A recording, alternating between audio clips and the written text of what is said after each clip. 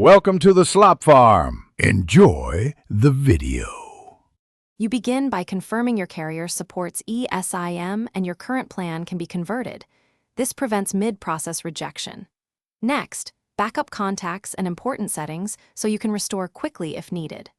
Once done, connect to a stable Wi-Fi and enable Bluetooth. This speeds activation. Make sure you know your device IMEI and have the carrier Esim QR code or activation code at hand. Now open Settings and navigate to the cellular or mobile section to start adding a new Esim profile. You tap Add Cellular Plan and either scan the carrier QR code or enter the activation code exactly as provided. Accuracy matters.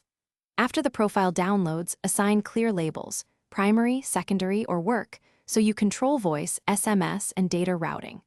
Once labeled, choose your default line for cellular data and for iMessage/FaceTime if applicable.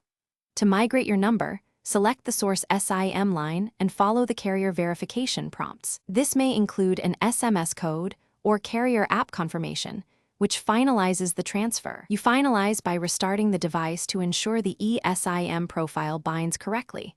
After reboot, confirm the carrier name, signal bars, and that mobile data connects. Make calls and send a text. Thanks for watching. Consider subscribing if we helped you today.